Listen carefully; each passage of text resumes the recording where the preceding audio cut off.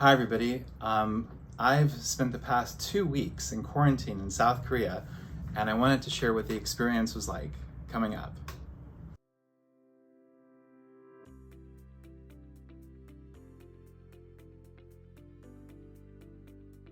So I've been here in quarantine at the Golden Tulip Hotel for the past 2 weeks in isolation, and it has been kind of crazy, kind of nutter butter. Um, as my friend Mr. Hartanto, a former Buddhist monk, often reminds me, it is in your mind, Mr. Montai. It is always in your mind. And so when you are in quarantine, you are left to your own devices, your own thoughts.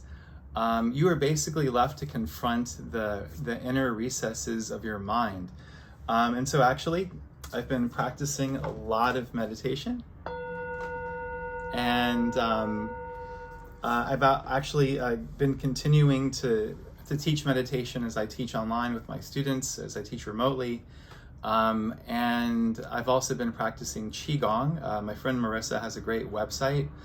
And that has helped sustain me. But I'm not gonna lie. I mean, this stuff is hard. And the reason, of course, is that the Korean government is very, very keen on minimizing the coronavirus.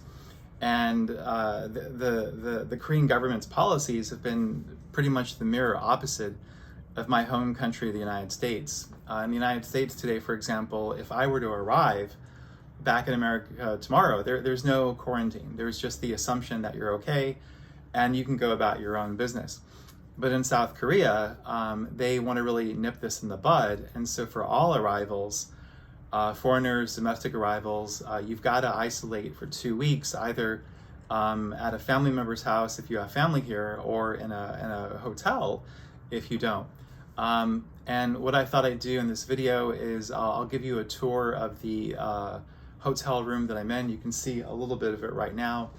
I'll also share with you a little bit of the food I've been eating.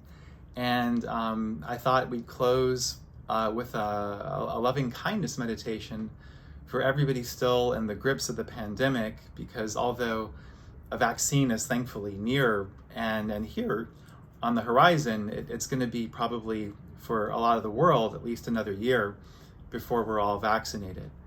And so I think just to conclude these sort of introductory remarks, what I feel thankful for is the fact that even in quarantine, I've been able to be in touch with friends and family members and loved ones. And if there's anything that keeps you going in isolation, it's knowing that others need you and that others are loved by you. And wouldn't you know it, love is really what makes the world go around. So I thought I'd give you a tour of the hotel room I'm staying in. The name of the hotel is the Golden Tulip. And this has been the main room. I've got the TV on right now, watching an old movie, The Fugitive, starring Harrison Ford. And looks like we're near the end of the movie.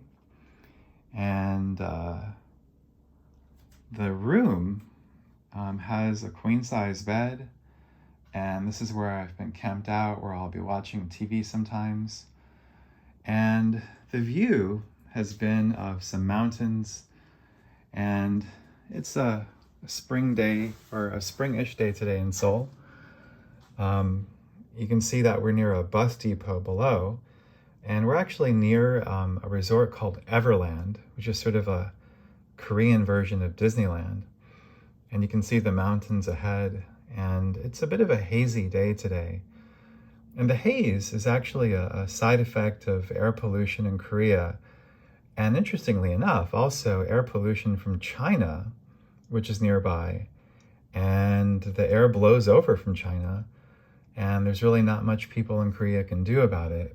It's actually a point of contention between the Korean government and the Chinese government.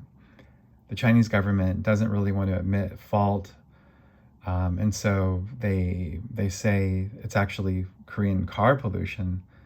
But then the Korean government pushes back and says, no, this fine dust, Koreans call it mise manji, this misemunji is actually because of the Chinese government, and it's affecting the quality of life of Koreans, their allergies, asthma, the right to clean air, the right to breathe. And so this has been the view. There's a taxi stand below, and it's actually not been that bad. It's been fairly quiet. There's actually a helicopter port not too far away, and so you'll hear the occasional sort of humming of a helicopter coming in and out.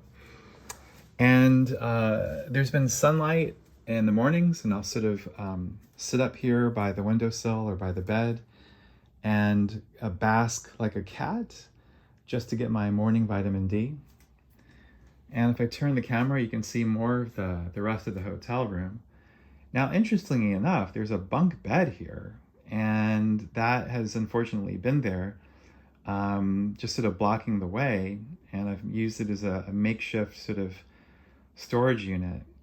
I was practicing meditation below on the bottom of the bunk bed, but instead I've been meditating more on the bed here. It's more cushy, and then occasionally plugging up my laptop to do some qigong videos of some gentle movement to sort of keep the mind, body in balance. And then over the desk area, that's where I've set up my makeshift office as I continue teaching remotely this semester. I've been teaching remotely since January, and that hasn't really affected very much being in Seoul. I'm just staying up a bit later because of the time difference to teach my classes every week. So I've got things set up there in my little office. And then, of course, I teach meditation with my classes. So I always, whenever I travel, I make sure I take my meditation belt with me.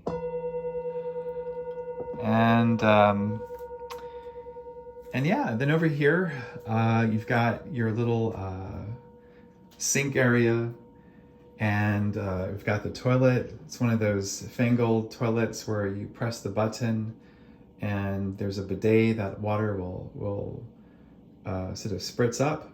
Then you'll see an orange bag, and once a day we are meant to put together all of our food or trash, and you put it into this bag, and then you put the bag outdoors. And yeah, that's been the apartment for the past couple of weeks. And a lot of this has been really a journey of the mind and heart. What do you do when you're living in isolation? What do you do when you're in quarantine and you're sort of left to your own devices? So having a daily routine really helps a lot. Staying busy with work helps a lot. And yeah, just taking it day by day. And so 3 times a day, there is a meal that we get, and we pick it up and we eat. So here is dinner, my second to last day of quarantine. And we've got, looks like some sort of chicken and rice dish. And here we've got some salad and kimchi and maybe some very tiny spring rolls.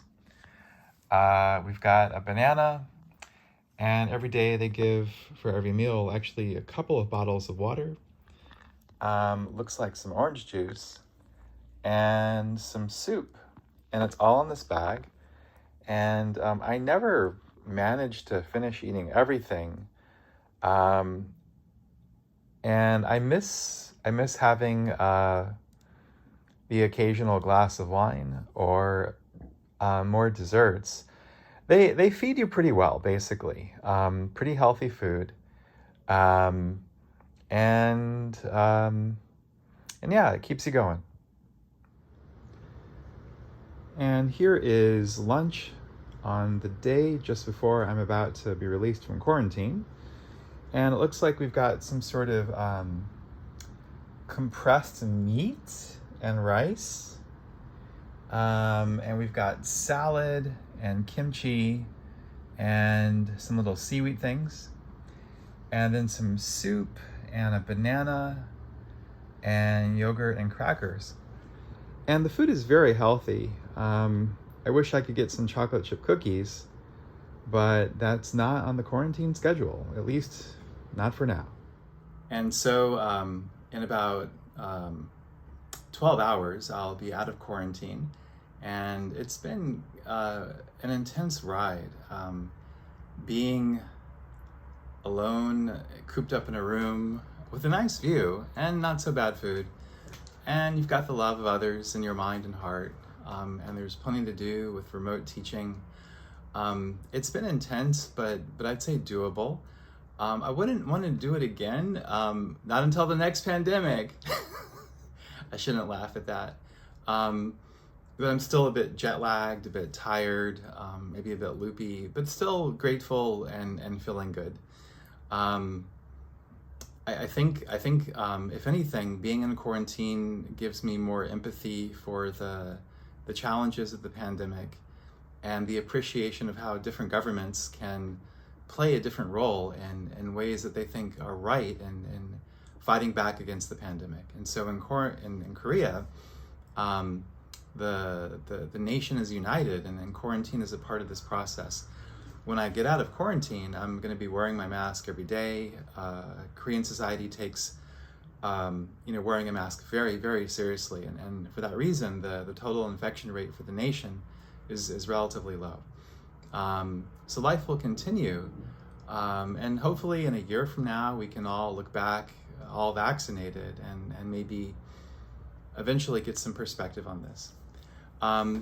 Because I've been doing a lot of mindfulness on this growing YouTube channel, and because I've drunk the Kool-Aid on mindfulness, I would like to close with a moment of mindfulness. And so if you'd like to join me at home, I'd like to invite you now to find a position that is comfortable and cozy.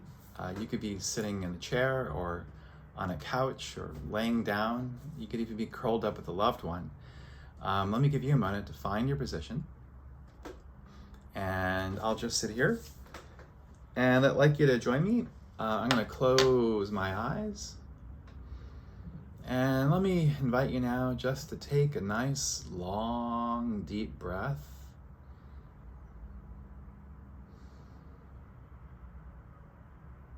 Just taking a few more deep breaths on your own.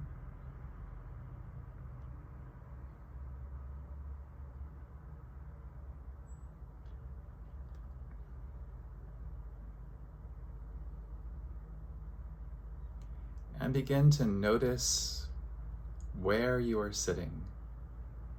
Notice where your body is making contact with the chair, or where your feet might be touching the floor. Just settling into your body for our short meditation.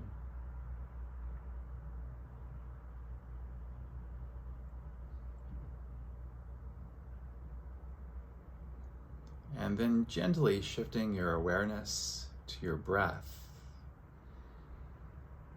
Just following the rhythm of the breath, the rising of the chest and belly on the inhale, and the falling of the chest and belly on the exhale.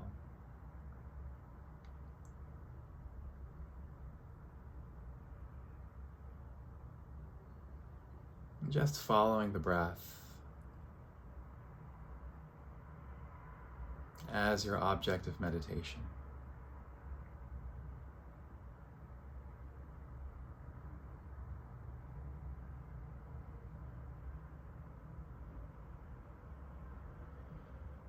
Just breathing out nice and slow, long and deep.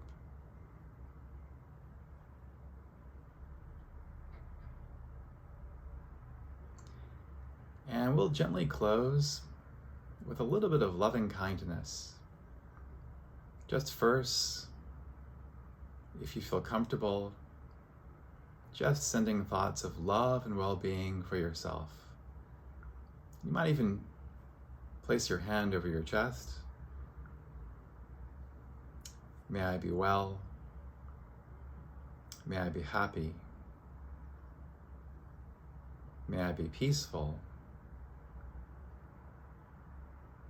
May my mind and heart be at ease and at peace with myself and the world around.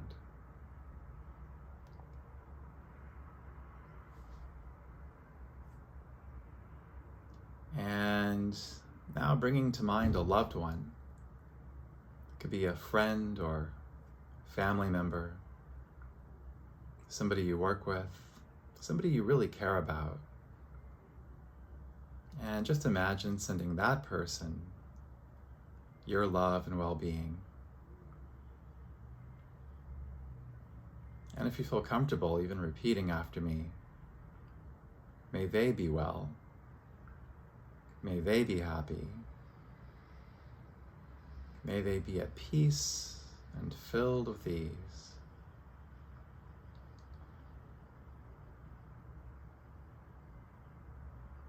And now lastly, let's just imagine all beings everywhere, near or far,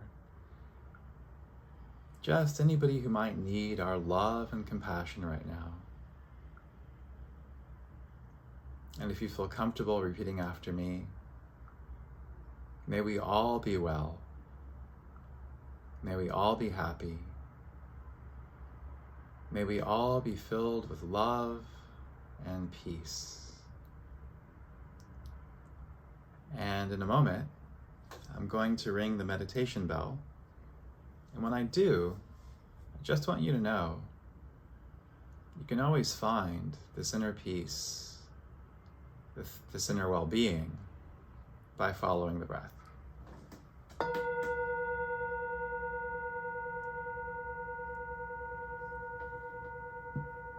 And with that, everyone, thanks so much for watching this quarantine video, and I'll see you later. Bye-bye.